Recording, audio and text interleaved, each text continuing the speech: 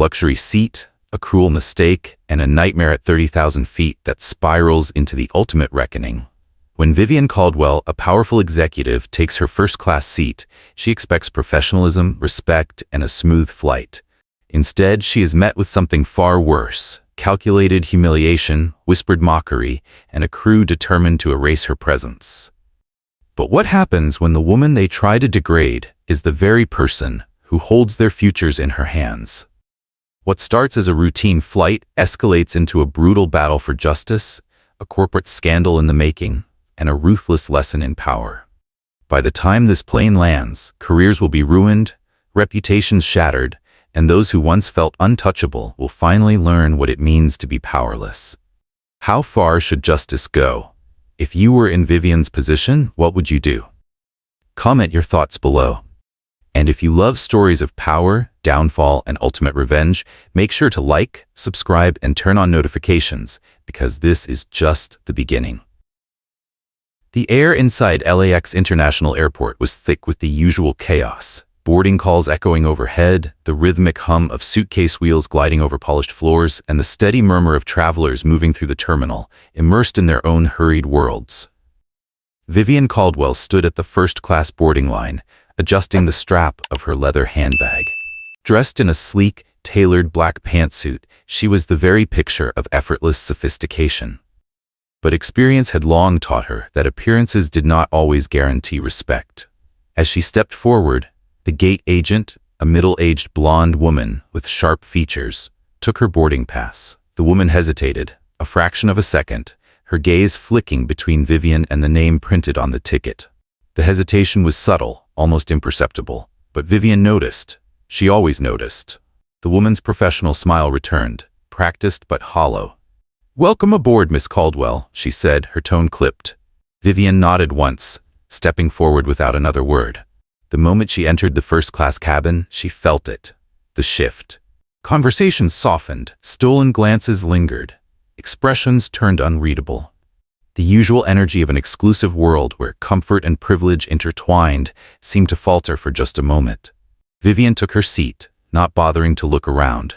She didn't need to. And then came the voice. Didn't know they were letting just anyone into first class these days. Vivian didn't turn. She already knew exactly who said it. Richard Davenport, seat 3A. A man in his mid-50s, dressed in a tailored navy suit, his salt and pepper hair slicked back, scrolling through his tablet with the air of someone who had never been told no in his life. His smirk lingered, the insult hanging in the air between them like a bad aftershave. Vivian exhaled slowly through her nose, controlling her expression, and continued to her seat. 2B, next to a man with auburn hair, scribbling in a leather-bound journal. He glanced up as she settled in. "Ethan Hayes," he introduced himself. His tone was polite, neutral. Vivian nodded once, fastening her seatbelt. She already knew what would come next. The lead flight attendant, Cassandra Wells, began moving through the aisle, distributing menus to passengers one by one. She performed her role flawlessly, her movements refined from years of experience, engaging in polite small talk with the passengers, an extra smile here, a casual comment there. But when she reached Vivian's row, she did not stop. No explanation, no acknowledgement, just a simple, deliberate exclusion. Vivian's gaze didn't waver, but she took note. Minutes passed. The scent of freshly plated meals filled the cabin. Trays were placed delicately in front of passengers, wine glasses filled with deep red liquid, every dish arranged with careful precision. Then Cassandra returned. "We only have one option left," she said, her voice clipped. "Chicken or vegetarian?"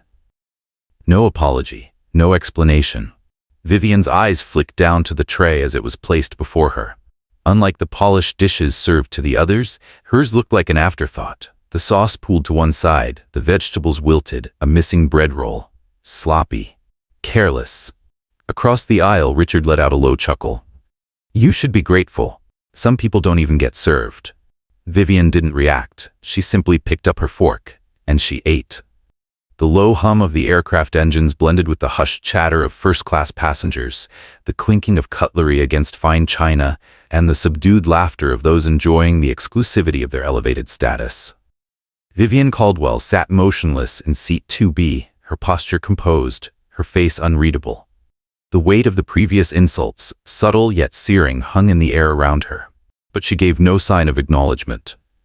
Because she had learned long ago that reacting only fed their satisfaction. They thought they had won.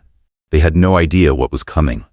Vivian Caldwell sat motionless, her presence seemingly invisible to those around her, deliberately ignored.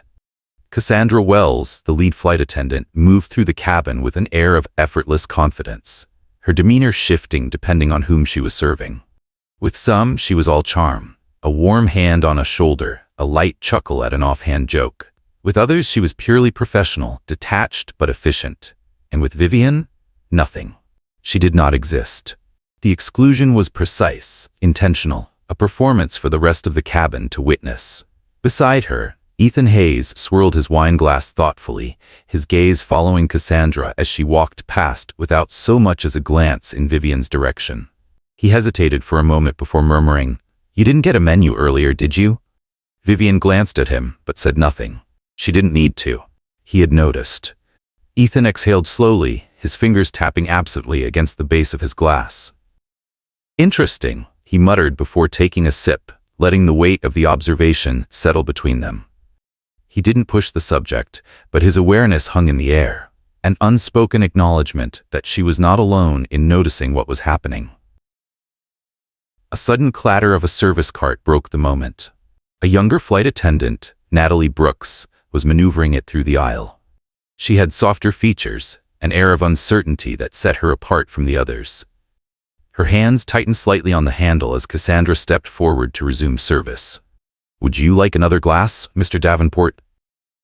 Cassandra inquired smoothly, stopping at Richard's seat.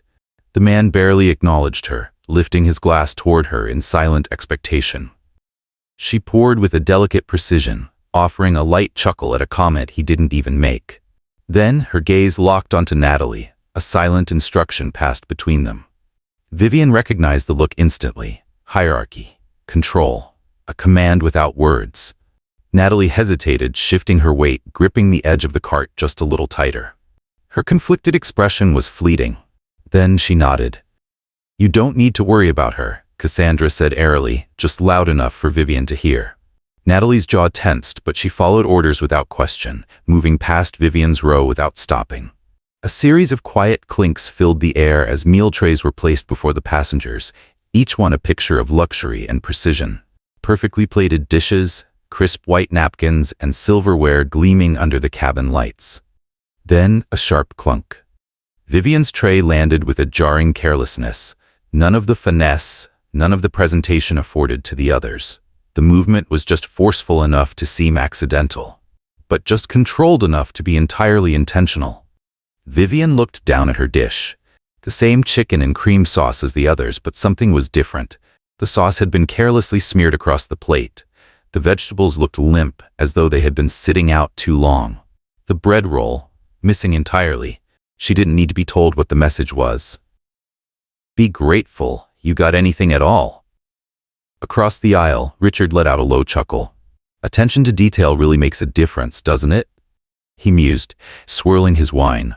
Vivian picked up her fork. She ate. The flight continued in its usual rhythm, the hushed murmur of conversations, the occasional chime of a service call, the quiet rustle of shifting fabric as passengers adjusted themselves for comfort. But for Vivian, the weight of exclusion settled deeper. Cassandra passed by multiple times after that, tending to other passengers with her usual polished grace, ensuring their comfort and satisfaction. But every time she neared Vivian's row, she acted as though her seat was empty, as though she simply wasn't there. Not an afterthought, a non-entity. At one point, another flight attendant approached with a steaming cup of coffee. She stopped first at Richard's row, offering him a polite nod as she placed the cup before him. Then she turned to Ethan. "Would you like anything, sir?" "I'm fine," Ethan replied absently, still writing in his journal. The attendant nodded, stepping forward, then paused. For just a moment, her gaze flicked toward Vivian's empty tray table. The hesitation lasted only a second, but it was long enough. Then, without a word, she moved past her. The tray remained empty. The message was clear. Vivian wouldn't be served unless she demanded it, unless she fought for it. And even then, there were no guarantees. She exhaled quietly, folding her hands in her lap. She had endured worse. This was nothing. A shadow passed beside her row, and she looked up just in time to see Cassandra pause at her seat. The woman tilted her head slightly, her eyes skimming over Vivian with the same vague curiosity one might give to an unremarkable painting. "You seem awfully quiet, Miss Caldwell," she mused. It wasn't a question. It was an invitation. A taunt. Vivian met Cassandra's gaze, steady, unreadable. She said nothing. Cassandra's smile stretched just a little wider, satisfied. Then she turned and walked away. Vivian resumed staring straight ahead, her hands folded neatly in her lap as the world around her moved on, indifferent to her presence. The conversations in the cabin drifted through the air like smoke, blending with the quiet clinking of silverware against fine china. Vivian Caldwell sat perfectly still in seat 2B, her hands folded neatly on her lap. The weight of exclusion was no longer subtle. It was a presence, a tangible force, pressing down on her with every hushed whisper, every lingering glance, every sudden shift in conversation when she was within earshot. She noticed it all. Cassandra Wells moved through the aisle with the practiced ease of someone hosting an exclusive invite-only event. She leaned in to speak to certain passengers, her tone warm and familiar. A casual touch on the shoulder, a lingering laugh, an extra flourish of service, small gestures designed to make each person feel important. Everyone except Vivian. She never so much as glanced in her direction. Vivian turned her attention to the window, watching the endless stretch of clouds outside. If she focused on the sky, she could pretend for a moment that she was somewhere else. But the shift in the air told her Cassandra had returned. She was at Richard Davenport's seat. The man, who had barely acknowledged Vivian beyond his earlier insult, stretched lazily before turning toward Cassandra with a smirk. "You know," he drawled, loud enough for others to hear, "some standards should really be enforced more strictly." Cassandra let out a soft, obliging laugh. "Oh? What do you mean, Mr. Davenport?" Richard tilted his head slightly, amusement glinting in his eyes. "Well," he mused, "when you pay for first class, you expect a certain level of atmosphere." The meaning behind his words was clear. Cassandra played along, her expression carefully neutral, but there was no mistaking the satisfaction in her voice. "Of course, sir," she replied smoothly. "We do our best to ensure the highest quality experience for our most valued guests." Our most valued guests. Vivian did not react, but she wasn't the only one listening. Beside her, Ethan Hayes, the journalist, had paused mid-sentence, his pen hovering over the pages of his notebook. He glanced up, his gaze shifting between Cassandra and Richard. His face remained unreadable, but Vivian could sense the tension in his posture. Cassandra, of course, carried on as though Vivian did not exist. When she returned to meal service, the tray she placed in front of Vivian was worse than before. The presentation was sloppier, the plates smeared with grease, the silverware placed haphazardly, the portion noticeably smaller. Cassandra said nothing as she placed it down. Vivian simply stared at the tray for a long moment before picking up her fork. And she ate. Across the aisle, Richard let out another quiet chuckle. "I suppose some people are used to less," he murmured, swirling his wine. Cassandra smiled, saying nothing, and no one corrected him. That was the real insult. Not just the words, not just the treatment, but the silent approval of it all, the quiet complicity of those who chose to ignore it. The flight dragged on, and with each passing hour, the message became clearer. Vivian was meant to feel out of place, and they were succeeding. The atmosphere in first class had shifted. It was no longer just exclusion. It was something heavier, more intentional. Cassandra no longer ignored Vivian out of indifference. Now it was a choice. She exaggerated her service to other passengers, ensuring her gestures were just a bit grander, her smiles a bit brighter, her attention unwavering. When she approached Richard Davenport, she lingered, laughing at his offhand remarks, refilling his wine before the glass was even half empty, making sure he had everything he could possibly need. The same treatment extended to every passenger around Vivian, except her. Whenever Cassandra passed Vivian's row, her hands were always full, always too busy. She never glanced in her direction. Vivian recognized what it was, a performance. Cassandra wanted everyone to see it, to see how effortlessly she dismissed Vivian, to see how easily she could pretend she wasn't there at all. And as always, Vivian said nothing. She remained perfectly still. The tension in the cabin thickened. the treatment no longer subtle. Passengers who had once stolen glances at her now openly observed the way she was being treated, not out of concern, out of curiosity. No one spoke up, no one asked questions. Except for one person. Vivian saw Ethan Hayes watching. Unlike the others, he wasn't just a spectator. He wasn't simply aware of what was happening. He was documenting it. Vivian saw the way his fingers moved across the pages of his journal, not idly, not absent-mindedly, deliberately. And then, the next wave of degradation arrived. Cassandra reappeared, standing at the front of first class, her presence commanding attention. She cleared her throat, loud enough to demand silence. "Ladies and gentlemen," she began, her voice sweet but firm, "as we continue our service, we'd like to ensure everyone is as comfortable as possible." Her smile was polished, perfectly rehearsed. "If there's anything you need," she continued, her eyes flickering briefly past Vivian before sweeping over the rest of the cabin, "please don't hesitate to ask." Vivian understood the message. It wasn't just about exclusion anymore. Now, it was about erasure. Cassandra's voice carried through the first-class cabin, each word perfectly measured, her tone smooth and professional. "If anyone feels inconvenienced in any way, do let me know," she announced. "We want to ensure first class remains an exclusive and comfortable experience for all our valued passengers." A calculated choice of words. Vivian Caldwell felt the shift in energy, the subtle but undeniable tension spreading through the cabin. Eyes turned toward her, some openly, others just stealing glances. The weight of unspoken judgment settled like a stone in her chest. Then came the final insult. A flight attendant Vivian hadn't seen before approached. She was younger than Cassandra, her features uncertain, but there was a quiet confidence in her demeanor, the kind of confidence that came from knowing exactly who belonged and who didn't. "Miss," she said, her voice carefully neutral, "I need to ask, are you certain you're seated in the right section?" For the first time since boarding, Vivian turned her head. Her gaze met the flight attendant's. She didn't frown. She didn't narrow her eyes. She simply looked at her. The woman hesitated, then quickly added, "It's just that we've had passengers mistakenly take the wrong seat before." The meaning was clear. You don't belong here. Across the aisle, Richard Davenport let out a quiet chuckle, taking a slow sip of his wine. Someone else murmured something, low, amused, but Vivian didn't turn to look. She didn't answer. She didn't move. She simply shifted her gaze back to the window. The attendant lingered for a moment, uncertain, before shuffling away.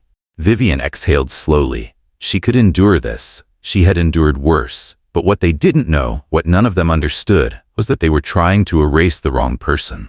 The air in first class had become suffocating. This was no longer just exclusion, no longer just whispered comments or lingering stares. Now, it was an unspoken agreement. Vivian Caldwell sat perfectly still, her hands resting on her lap, her expression unreadable. But she felt it, the shift, the weight of shared amusement at her expense. Cassandra Wells no longer avoided her. She was enjoying this now. The lead flight attendant glided through the aisle like a performer on a stage, every movement calculated for effect. Each time she passed Vivian's seat, she paused just long enough for those around them to notice, before moving on as if she didn't exist at all. Across the aisle, Richard leaned back in his seat, swirling his wine. His smirk never quite left his lips. He was watching. He was enjoying the game. Then Cassandra struck. "Oh, Mr. Davenport," she said, her voice just loud enough for the cabin to hear. "I do apologize if today's service isn't up to our usual standards. We try to maintain a certain level of quality here in first class." Her gaze flickered briefly toward Vivian before she let out a dramatic sigh. Sometimes, things slip through the cracks. A soft chuckle rippled through the cabin. Vivian said nothing. Cassandra smiled, adjusting her posture, basking in the quiet approval of the audience. "Of course," she continued, her voice dripping with false sincerity, "we do our best to accommodate everyone, regardless of circumstances." Another laugh. Then, as she turned to leave, she did something new. Something worse. She dropped a used napkin onto Vivian's tray. Not forcefully, not aggressively, just carelessly enough for it to seem like an accident. Vivian stared at the crumpled fabric resting beside her untouched utensils. Someone, a passenger, just a few seats away, stifled a laugh. Cassandra didn't even look back. For the first time, Vivian felt it, a tremor of something unfamiliar creeping into her bones. Not anger, not humiliation, just tiredness. She reached forward, picked up the napkin, and set it aside, and then she resumed her stillness. But they weren't done. The meal service concluded, but Cassandra never refilled Vivian's drink. When the dessert course came, Vivian's tray was the only one left empty. No words were exchanged, no questions were asked. Vivian simply sat, waiting for the flight to end, but it wasn't over. Cassandra returned one last time, this time with an expression of exaggerated concern. "Miss Caldwell," she said, her voice dripping with false sweetness. Vivian looked up for the first time. "I just wanted to check. Are you feeling okay?" Cassandra tilted her head, feigning curiosity. "I noticed you haven't eaten much." A pause. "Or perhaps first-class dining isn't what you're used to?" Laughter. Louder this time. Vivian held Cassandra's gaze. The flight attendant waited, daring her to react. Vivian simply blinked, slowly, before turning back to the window. Cassandra's lips twitched. Satisfied, she took a step back. "Oh well," she said, her voice light, mocking. "Let me know if you need anything, dear." Then she walked away. The laughter lingered long after she was gone. Vivian sat in silence, staring out at the endless sky. She had endured worse. She would endure this too. For now. Because what none of them realized was that this flight wasn't over, and neither was she. The whispered comments, stolen glances, and subtle exclusions had lingered throughout the flight. But now, the game had changed. Cassandra Wells was done operating in the shadows.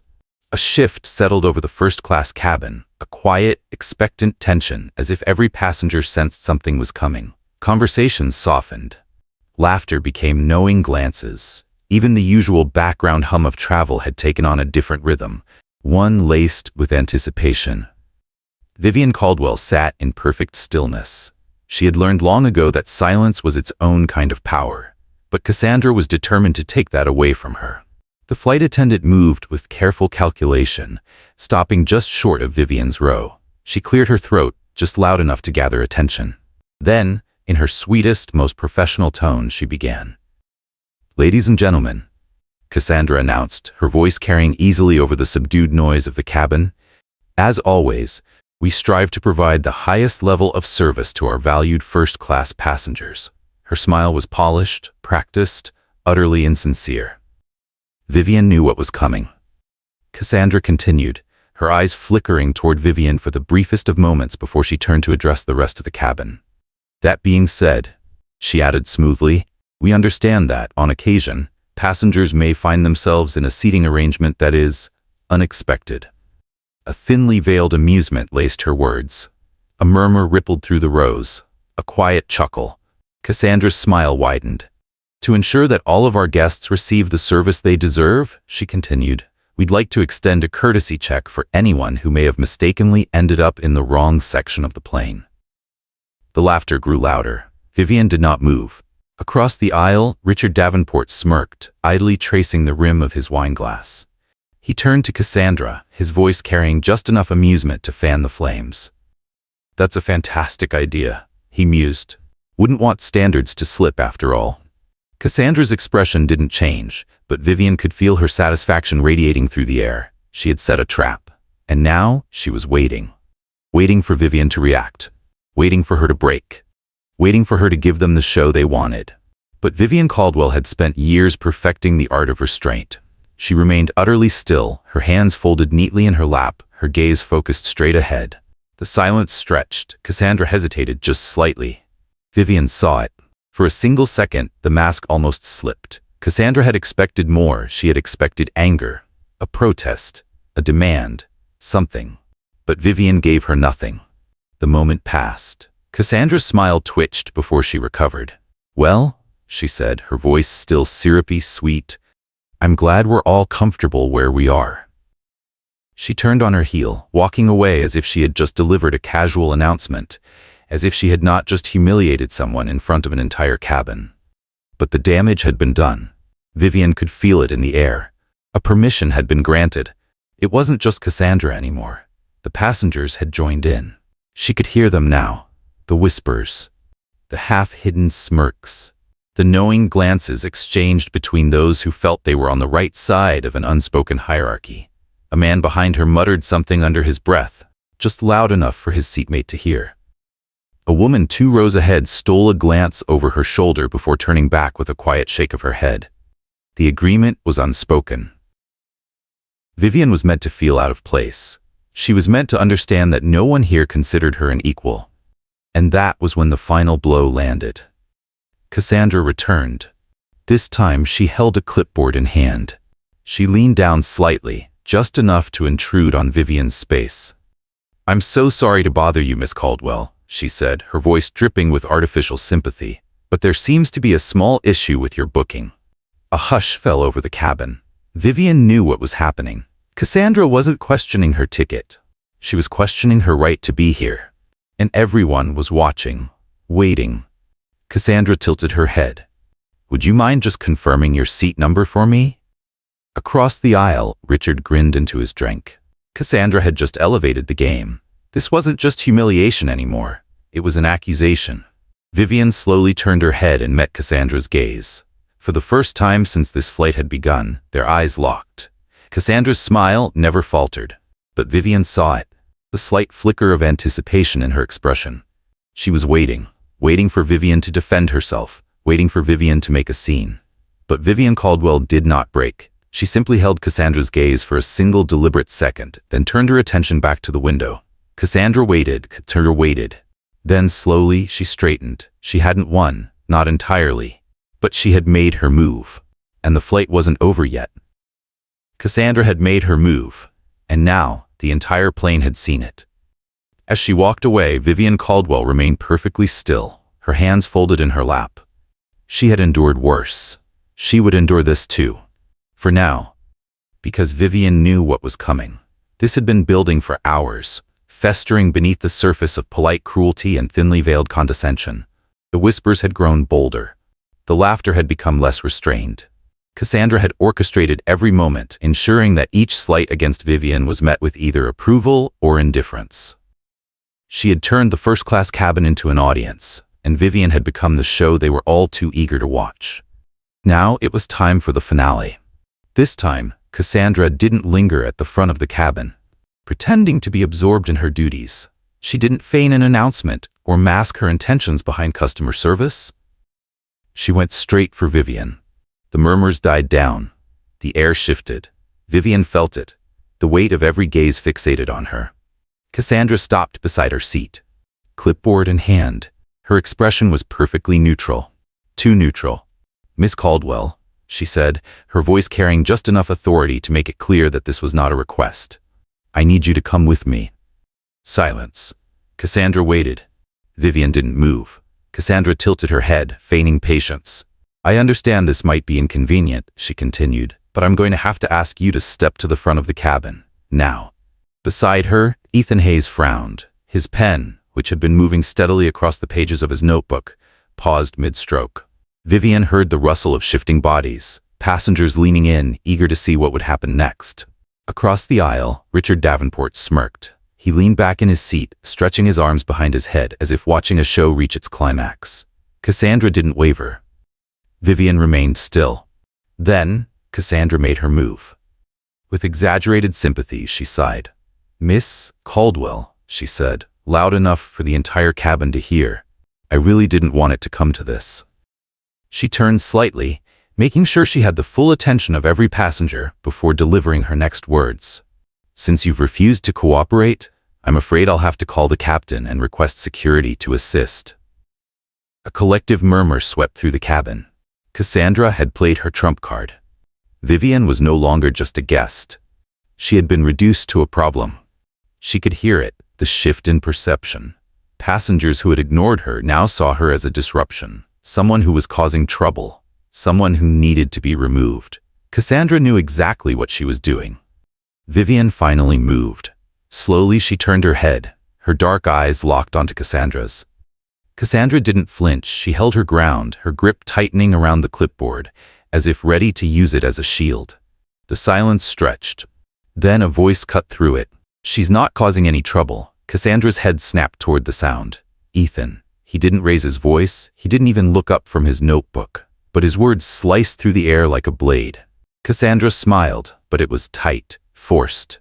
"Excuse me?" she asked, her tone still syrupy sweet. Ethan finally turned a page in his notebook. "I said," he repeated deliberately slow, "she's not causing trouble." He looked up at Cassandra for the first time. She hasn't moved. She hasn't spoken.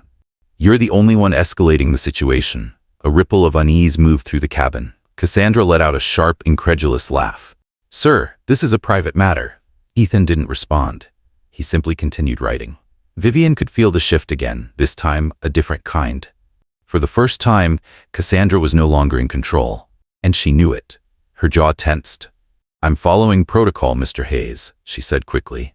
"If she refuses to move, I'll be forced to." "Oh, for God's sake." A voice cut her off. Richard Davenport. His voice carried a note of irritation. Not because he disagreed, but because he was growing bored.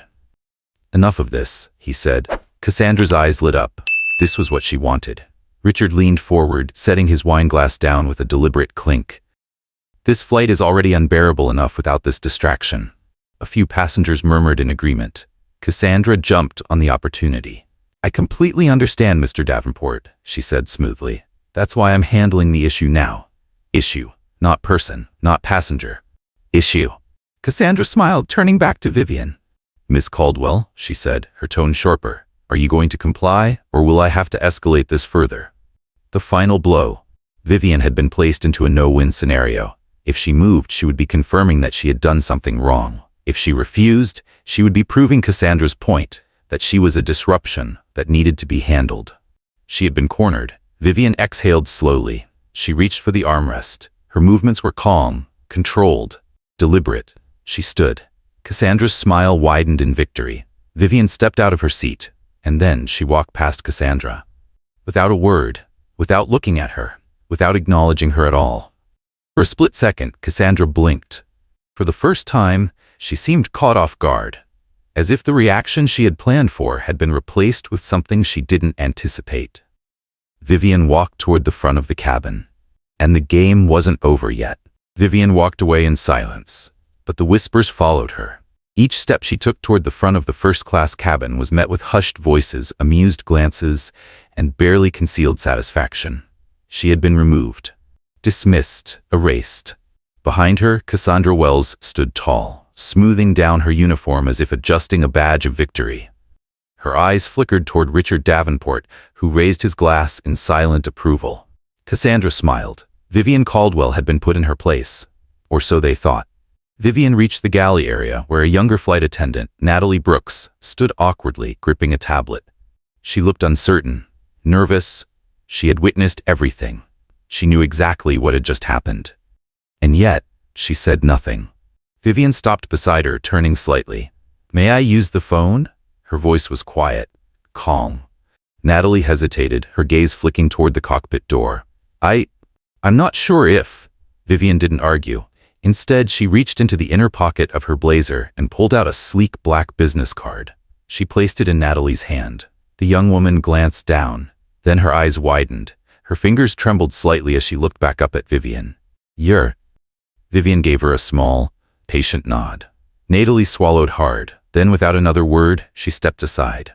Vivian reached for the crew phone. Back in the first-class cabin, Cassandra basked in the attention. A few passengers murmured their approval, quietly praising her for maintaining standards. One man even raised his glass, offering a toast to proper service. Cassandra smiled, feigning humility. "I just want to ensure our valued customers receive the experience they paid for," she said smoothly. Across the aisle, Richard chuckled. "And you handled that beautifully," he mused. Cassandra glowed. Then, the intercom chimed. The voice that followed was not the captain's. It was Vivian's. "This is Vivian Caldwell." The entire cabin froze. Cassandra's smile vanished. Vivian's voice remained calm, unwavering. "I'd like to personally thank the staff on this flight for their hospitality." A pause. "And for providing a perfect first-hand example of the exact issue I've spent the last year working to eliminate." A heavy silence fell over the cabin. Cassandra went pale. Richard stiffened. Passengers exchanged confused glances. But one person wasn't surprised at all. Ethan Hayes. Instead, he smirked. Vivian continued. "For those of you who don't recognize my name, allow me to introduce myself properly." Her tone remained even, controlled, but now there was an unmistakable edge.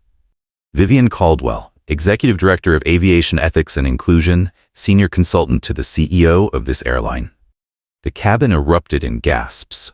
Cassandra staggered back, her face draining of color. Vivian wasn't just some nobody. She wasn't just another passenger. She was one of the most powerful figures overseeing the airline's entire ethical policy, and Cassandra had just humiliated her in front of an entire first-class cabin. Vivian's voice remained smooth, controlled. I was scheduled to meet with the airline CEO tomorrow to discuss ongoing concerns regarding customer experience and discrimination policies. She paused, her tone sharpening just slightly. But it seems, a breath. I've already found my case study. Cassandra's knees almost buckled. Richard set down his wine glass, his expression darkening. The whispers returned, but now they were frantic. Passengers were no longer amused. They were uneasy, afraid. Because now, the person they had laughed at, ignored, and openly humiliated was the one with the power to ruin them. Vivian's next words sealed their fate. "This flight will land in approximately 1 hour," she said. Her voice took on the same detached professionalism that Cassandra had used against her earlier. "I will be meeting with the airline's leadership immediately upon arrival." Cassandra gripped the back of a seat for support. Vivian continued.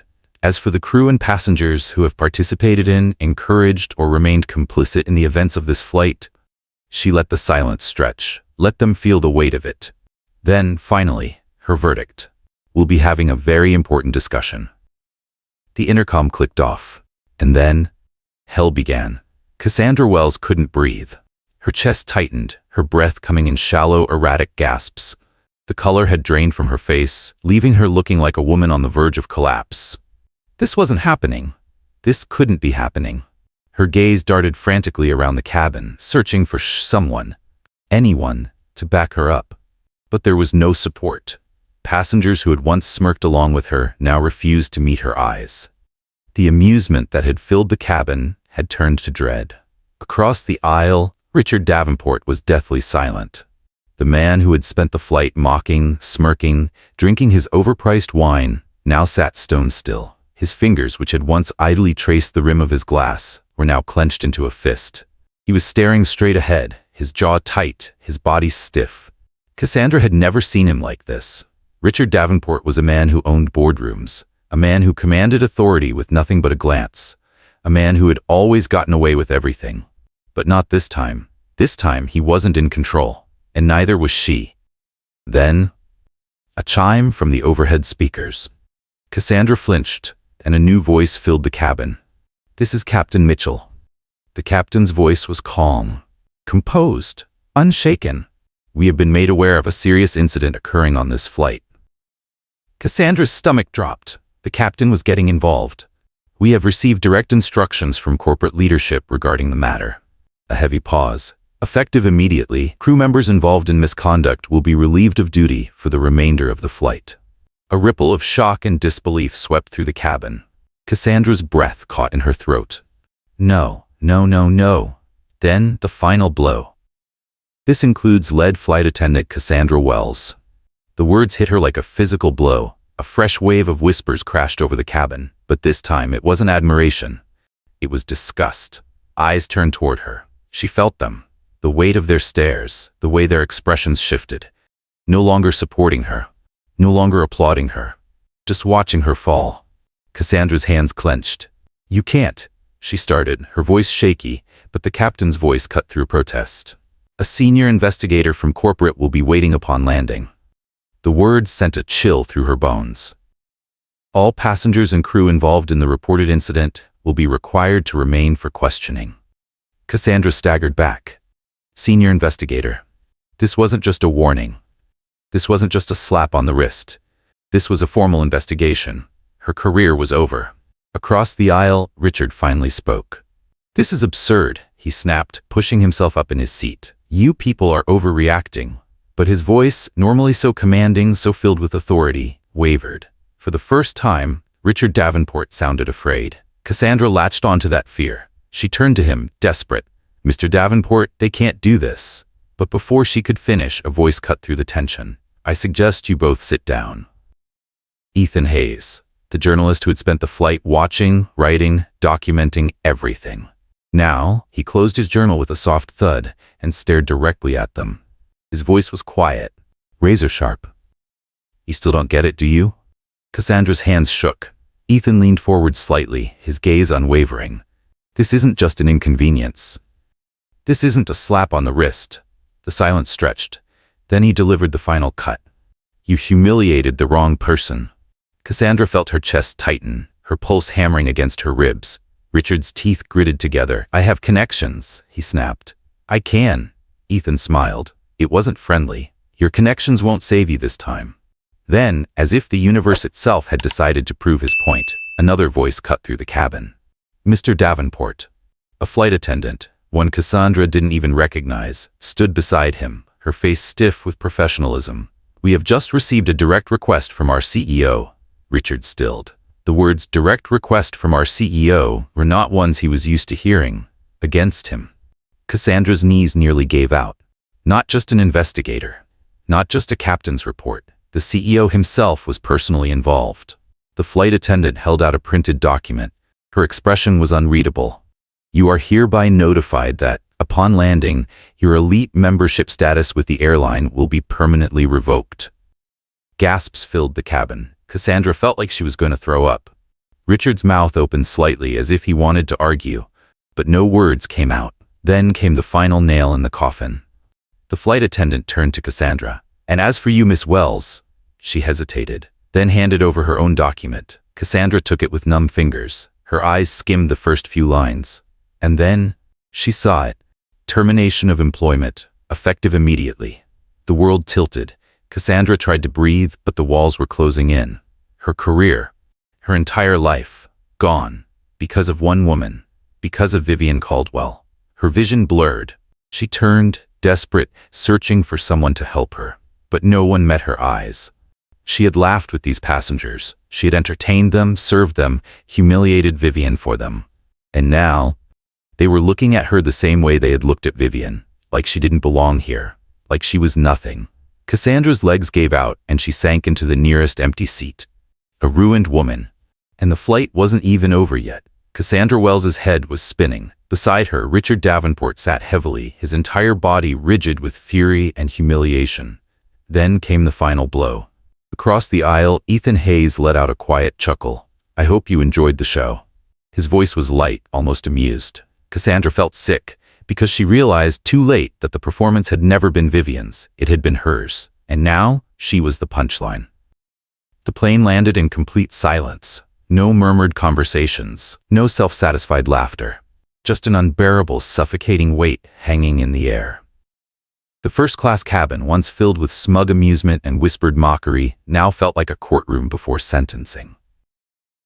Then, Vivian Caldwell stood first. She adjusted the cuffs of her blazer, collected her handbag, and stepped into the aisle with complete composure. Every movement was deliberate. Every step was a reminder of who held the power now. Cassandra didn't move.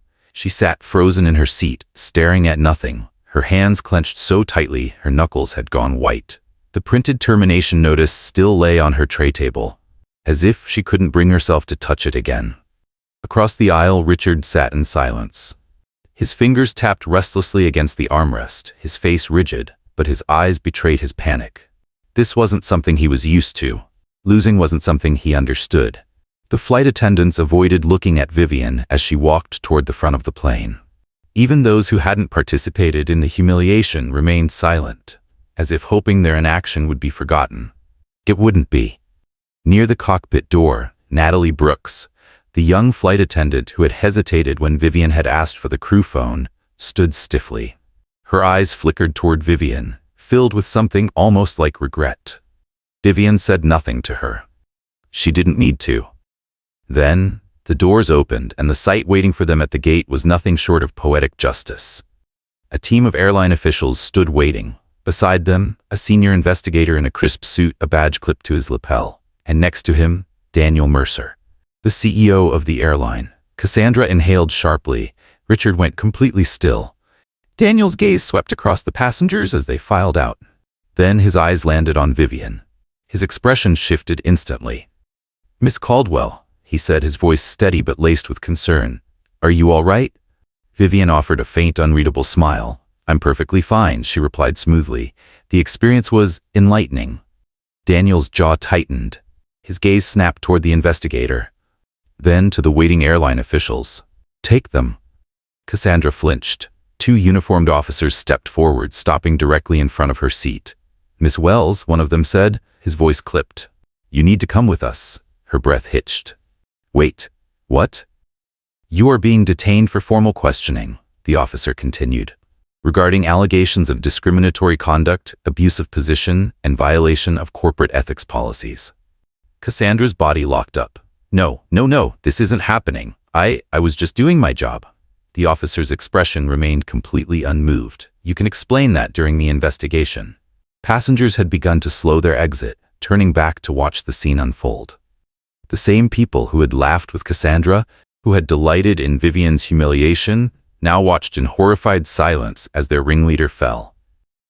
Cassandra turned wildly toward Richard. "Mr. Davenport, say something. You saw. I didn't do anything wrong." Richard said nothing. Her face twisted in disbelief. You agreed with me," she stammered. "You encouraged it." Richard finally looked at her, but his expression wasn't one of concern. It was disgust, as if he couldn't believe she had been stupid enough to involve him in this. Cassandra's breathing turned erratic. "This isn't fair," she whispered, her voice breaking. "I've worked for this company for 10 years. This is my career." Vivian watched in silence. She didn't need to say a word. Cassandra had already lost. The officers pulled her to her feet. She was escorted out, and the entire first-class cabin remained utterly still. Then the next name was called. "Mr. Davenport." Richard's jaw tensed, but he remained seated, not acknowledging the investigator standing in front of him. The investigator spoke. "Sir, as previously stated, your elite status with the airline has been permanently revoked." A hush fell over the cabin, but the investigator wasn't finished. "Furthermore, we have launched an internal investigation into multiple prior complaints regarding your conduct toward both passengers and airline staff." Richard's fingers curled into fists. "I have done nothing illegal," he finally said, his voice low and controlled. The investigator didn't argue. "No," he agreed. "But the companies you serve as a board member may not see it that way once this report reaches them." For the first time, a flicker of something crossed Richard's face. Not anger, not arrogance, fear. That was the real blow. Not the flight, not the humiliation, but the realization that this wasn't just an inconvenience. This was going to ruin him. Vivian walked past him without another glance. Outside, the world was waiting, and this was only the beginning. At the gate, the scene was even bigger than expected. A cluster of journalists had already gathered, their cameras flashing, voices murmuring with barely contained curiosity. Airport staff whispered among themselves, glancing at the scene unfolding just beyond the glass. Then, Ethan Hayes stepped out beside Vivian Caldwell. He slid his journal into his bag, exhaling sharply. "Well," he muttered, "that was satisfying." Vivian let out a quiet hum, a flicker of amusement in her gaze. Ethan glanced at her, grinning slightly. "Don't get me wrong," he added. "I was going to write about this either way." He gave a low whistle. "But watching it play out in real time? That was..." A pause. Brutal. Vivian cast him a sideways glance. "And yet," she mused, "you let it happen." Ethan didn't look away. "Would you have wanted me to intervene?" She considered the question. Then, a pause. "No," she admitted. Because that wasn't the point. Vivian hadn't needed saving. She had just needed them to show their true colors. And they had. Daniel Mercer approached her, his expression unreadable. "What would you like to do now?" he asked. Vivian glanced at the reporters gathering nearby, then at the two ruined figures being escorted towards security. Cassandra Wells was still pleading, still crying, grasping for anyone who would listen. Richard Davenport walked beside her, his movements stiff, mechanical. His expression was dark, unreadable, the look of a man who had lost everything but refused to acknowledge it. The people who had once felt untouchable had been reduced to nothing. Vivian exhaled slowly, feeling the last remnants of tension ease from her shoulders. She turned to Daniel Mercer. "We make sure this never happens again." Daniel nodded, already prepared to follow her lead. The journalists finally noticed her. The flashes of their cameras intensified, voices rising with rapid-fire questions. Vivian stepped forward, meeting them head-on. She had been silent long enough. It was time to speak. Thank you for following this journey.